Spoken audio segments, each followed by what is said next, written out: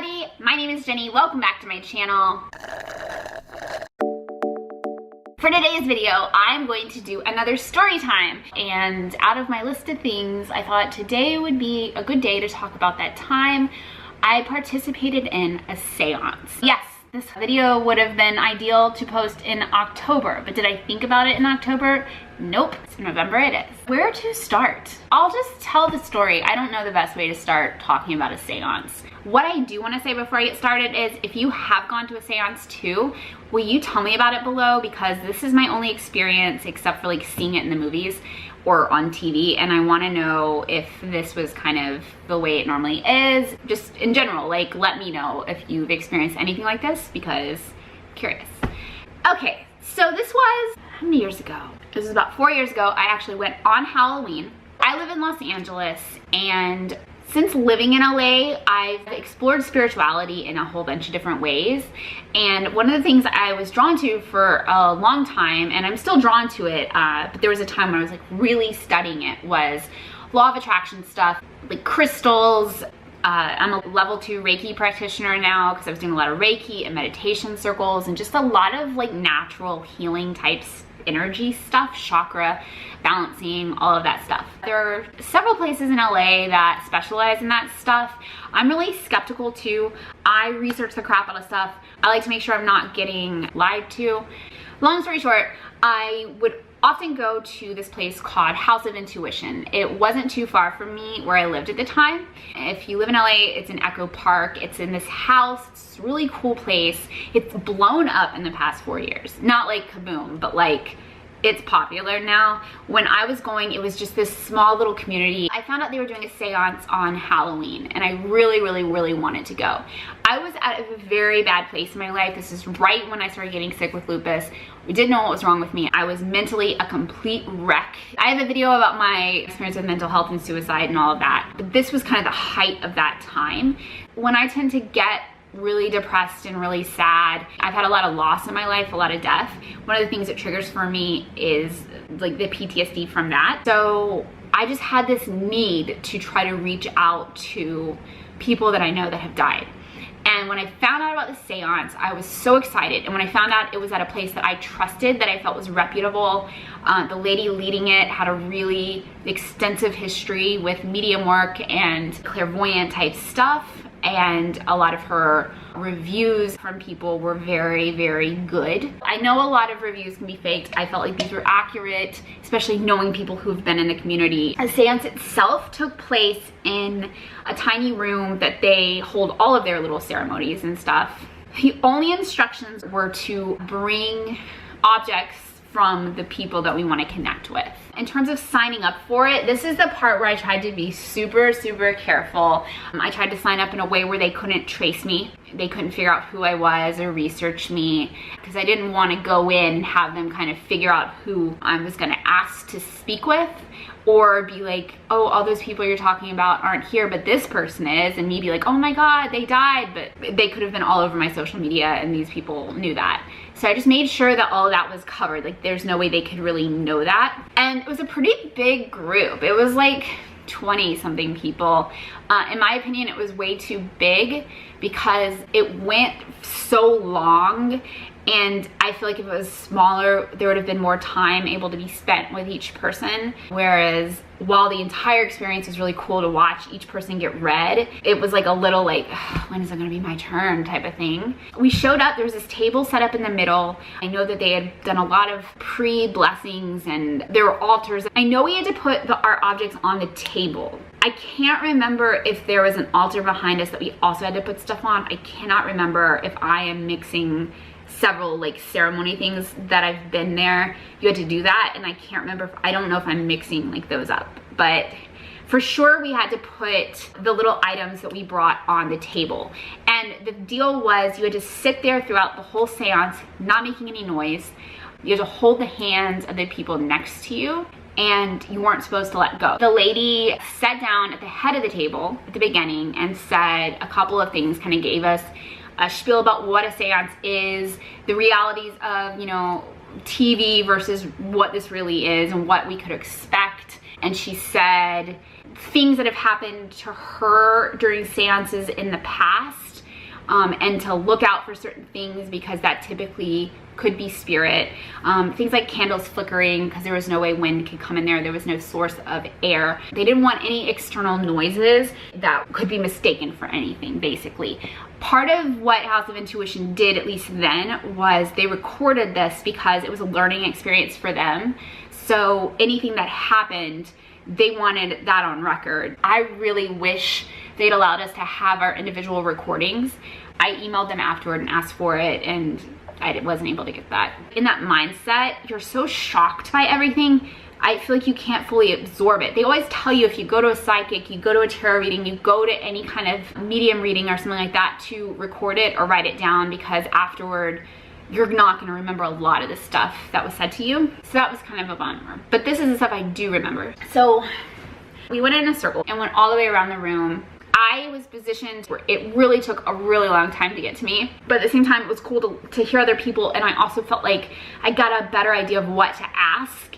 And I learned like certain people were asking to speak to certain people that I was like, oh my God, I would love to know X, Y, and Z that I didn't even think of that I wanted to know. So I was able to ask some stuff that I didn't go into the room wanting to ask. So candles were lit, lights were off, no sound was going on or anything like that. We did a meditation at the beginning, and we had to invite all the spirits to come forth. And we did a lot of visualizing of the people we wanted to speak with specifically. We had to ask their permission to come forward and to say that we wanted to speak with them and to ask that they speak with this woman. And then she went person to person, and this was so emotional. Obviously, when you're dealing with people who have experienced a lot of grief and loss, it is just a lot of laughter, but a lot of tears, but in like a really cathartic way. What I liked about this woman was she was detailed. She would give details that weren't generic. It didn't just feel like something that you could take, like, oh, I'm speaking to someone with an S, and then like, it wasn't like she was leading you. I'm one of those people who am very skeptical of everything and try to figure out how it's done. So in this experience, I didn't see any way she could have figured this stuff out. And a lot of the people that she brought up that weren't initially asked about were not like typical people that would be online, like that you would talk about on social media. They were kind of like distant relatives and distant people that it just didn't seem like anything people would be like, oh, like writing a whole soliloquy about their second cousin twice removed, like all that kind of stuff. So there were a lot of people would bring up family members, and I think this medium she would see things, but she would also hear voices.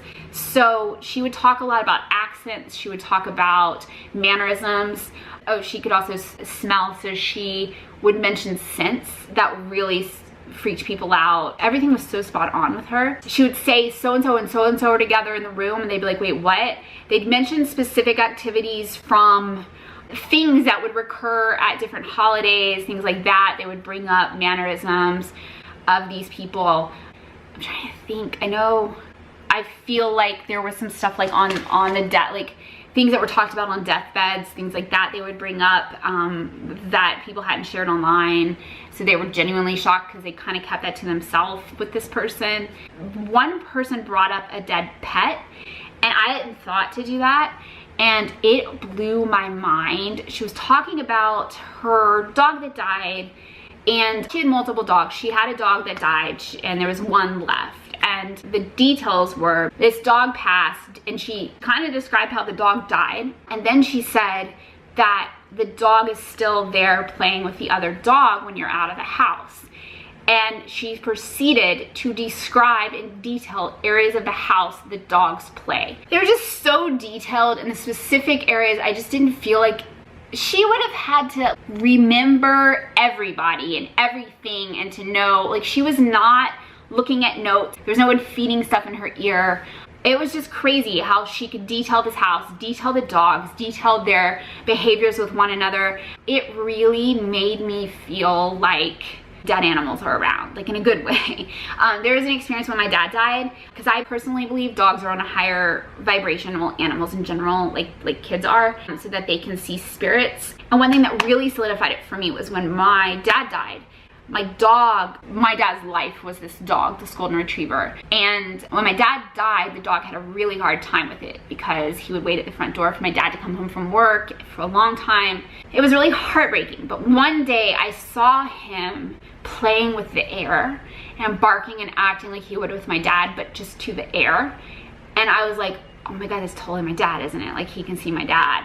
And I was so convinced at the time that that was my dad. So hearing this seance really made me think, okay, maybe that really was my dad. Or if it wasn't my dad, maybe it was a different relative, or maybe it was another animal. I've had a lot of animals in my life, so who knows? But it was pretty cool. So anyway, that lady talking about her dog was like, made me think, okay, I've had a dog that I don't know what happened to it, and I've had no closure with it.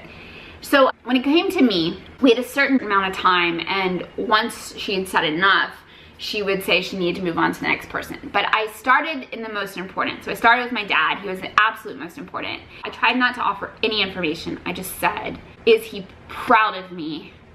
And where is everything? I think I said. That's all I said is, where is everything? And is he proud of me? And I knew what those meant. But I knew that there's no way that that woman could know, apart from a generic, yes, he's proud of you, what specifically I was talking about. The details she gave about my dad, she said, from what I can remember, in terms of like, is he proud of me? She said yes, but she said that he now realizes how much they put you through and wishes that it could have been different. I've always heard spirits, once they cross over, they know everything, like everything makes sense to them and they see the bigger picture. That's what I've always heard. So a lot of this kind of affirmed that for me. That made so much sense because there's a lot I went through in my life with my parents and a dynamic and certain things that happened. She expanded on that, but the part of saying that he sees now how all of that contributed to everything and wishes it could have been different. The things she said about that part of my life made so much sense to me. Also, when I said, where is everything? Or where is it? I can't remember the wording I used. I tried to be really careful. She said something that blew my mind. So my dad, 2 years before he died, he had a stroke in front of me. And afterward, he redid his will. I went with him to the bank to watch him sign it and to watch the people witness it. And I remember he said, my safety deposit box is at this bank. And he used to drill me. Like, for the next 2 years, he would drill me. If I die, you're gonna do X, Y, and Z. And I'd always say, please write it down. Please write it down. But he just kept saying, remember. I wish he wrote it down. If you have wishes for your child or something like that, and you're watching this video, write it down. Because in the moment of death, everything goes out of their head. They're gonna forget it. Even if they've recited it to you every single day for years, they're gonna forget it. Write it down. He used to drill into me, my safety deposit box is in this bank. He drilled into me into the point where it was like, if he changed it, he would have told me, but he didn't. So when he died, I went to that bank to look for it, and there was no record of safety. Well, there was a record of safety deposit box, but he had apparently closed it like months before. And he never told me about it. That was baffling to me. And I remember even like when I went to clear out his office, because my dad was just really paranoid about stuff, not in like a weird way, but just he's from that era where they're just extra precautious. So I remember shutting the door and like going through all of these hiding places to try to find the safety deposit key. I was convinced it was in his office at work. I can't remember if he told me if it was there or if I just thought it was, but I looked everywhere I could think of that he would put it. I never found it.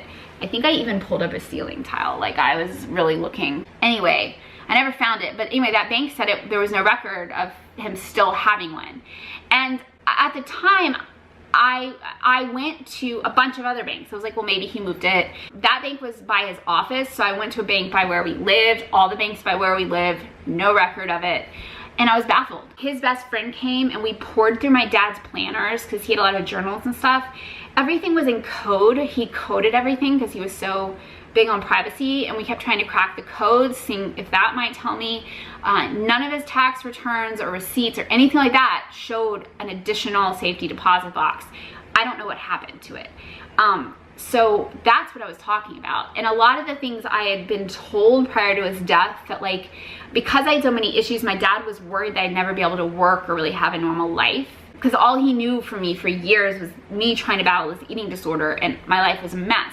So he never knew whether I could actually live beyond him taking care of me and stuff. So he wanted me to be set for life, or set in a way that I could generate income through him even after his death. That didn't happen. So it was just a lot of things didn't add up, and I couldn't figure out where things were. When I asked this woman just this simple question of, you know, what happened, or where is everything, or where is it, where did I go wrong, or whatever, she said specifically, without me mentioning this, that there was a person at the bank that I was supposed to talk to that knew like where, I guess, everything was. And they're no longer at the bank anymore. And it's been so long, I think it's too late. But they were no longer at the bank anymore. When I had asked, I didn't know to speak to a specific person. There was no record in his records that I needed to speak to a specific person. So I don't know what that means. But the fact that what I was talking about was a safety deposit box, and I didn't indicate it in what I was saying, and the fact that she said that the person at that bank that I was supposed to talk to is no longer there, that knew about it, blew my mind. And it also was very frustrating, but I was like, okay, this is crazy. Then I asked about an old dog, but I didn't say that it was a dog. I said, what happened to Zoe? Zoe's a human name, but I said Zoe. I don't talk about Zoe on social media, ever. Zoe ran away when I was in college. She was my dog in college. She was an amazing chow mix. My mom and I ended up sharing her for a portion, like, because my mom loved her, so my mom would watch her for 2 weeks and I would watch her for 2 weeks. This is just for a portion of when I had her, and we met in the middle one day to eat lunch, to do the exchange, and the sunroof was open, and my dog wanted to see me so bad it jumped out the sunroof and got scared, and then got lost, and we couldn't find her. Social media wasn't what it was back then, so beyond putting up flyers and canvassing yourself and trying to go to local shelters, it was really hard to find missing animals. Also, microchips, I think if they were a thing, they had just started, and most animals weren't microchipped. So I never knew what happened to her, and it's something that has haunted me forever. And I didn't know if she had died, but enough time had passed that I figured with her age, there's a good chance she either could have, if she survived, be dead. But there's also a good chance she never survived. She got hit by a car or something. I just asked what happened to Zoe. She was so specific. She said that she went on a long journey, that she lost her collar, because her collar had my information on it, that somehow she lost her collar. She went on a long journey, but ended up finding a new home and was safe and happy, but she has passed away. And then I asked, you know, did she forgive me? Is she around? And those things were yes. And then the lady made some comment about my dad, saying, don't worry, she's here with, or like, I got that dog's here with me. The way she said it was so my dad talking about that dog, because my dad had a certain way talking about that dog. That dog, he called her crapola. She would poop everywhere. She would tear things up. My dad had a way of talking about her, and so the way she insinuated my dad's words regarding that dog, I was like, oh, there's no way she would have known that's how my dad would have talked about the dog. Like, she could have easily said like, oh, your dad's saying don't worry, I've got her, all these things. No, she said it in a way that was so my dad. And so that made me feel at ease. And then I was able to slip in one thing. I had an aunt die recently, that year, that March, from not from Down syndrome. She had Down syndrome though, and she had heart problems, and she passed away. And it was one of my biggest regrets is not going to her funeral, and circumstances at the time, it was really difficult for me to get there, and I wish I'd figured it out. I couldn't. And so I was really struggling with the fact that I didn't go and I didn't get to say goodbye. And I asked, I said, does she forgive me? And she said yes. And she said it would have been unbearable for you. And that made so much sense, because the reason I didn't want to go, one of the primary reasons was I thought being around my family, that particular side of the family, during an intense period of grief would be something I couldn't emotionally handle. That's the main reason I didn't go. The other reason was the plane ticket was insane. Even the bereavement ticket. I was not making much money at the time, and I was freaking out about it, and I should have gone. I should have figured out the money and just did it. But to hear my aunt say it was unbearable. After the seance and stuff, I talked to her after, because I also in my research had heard that like when you cross over, because it's just your soul that goes. If you have any like body limitations, those are gone. So if people came to this earth to experience some kind of disability, when they go back, they're not. So the fact that she used the term unbearable, which she wouldn't have used in real life, didn't really set off a red flag for me. And so I tried not to feed her at all either. When I asked her, I just said, if somebody goes over with a disability, what happens? Because some of the terminology you used, they would never have used in real life. And so she explained that again to me, and I did believe her. Another thing she said, she had a message for my mom that was very, very relevant. That would know, there's no way anyone could have known to say that message. There's no way. Like, I don't talk about that aspect to my friends or anything, so that was really cool. And that was it. So I think at the end, I'm trying to remember how it ended. Everyone did their talking, and we did like I think we thanked everyone, and then we had to close close everything so that it didn't keep going or whatever, spirit-wise, the portal. I don't know portal, that's the wrong word, but you know what I mean. As far as presences in the room, nobody saw anything. We did hear a lot of slamming around. That could have been anything, but things did slam. Candles did flicker a lot. There wasn't any type of like weird thing that made us all scream or anything. It wasn't scary. We made this like a healthy thing where people wanted to just meet their loved ones, so there was no fear behind anyone coming through. And there were so many stories that blew my mind, just the coincidences and the way things pieced together, and this specificity is really, really cool. And it was something that I would do in a heartbeat again if I knew it was like a legit place and a legit person doing it. Unfortunately, for the last 3 years, they haven't done it at a time I could do it. The year after it, my uncle died, so I was in Alabama, so I couldn't go. The year after that, it was on a day where I had to work, and there's just no way I could get out of work. I really wish I had, though. And then the last 2 years, they haven't done it. So if they ever do it again, I will definitely do it. It's been my dream to have like one of those things where you're in a store and someone comes up to you and they happen to be a medium and they give you a message. Like, that would be so cool to me. Or to have a friend who is a medium, so I would have a better sense of like what really is real and have access to get questions answered if I needed them. That would be so cool. So that was a lot longer of a story than I intended, but that is my experience of having a seance. If you've made it this far and still watching, thanks. If you're not subscribed, please subscribe. I make a whole bunch of different kind of videos, and yeah, that is all for this video, and I will see you guys, I guess, whenever I decide to film a new video. Until then, have a great day. Bye.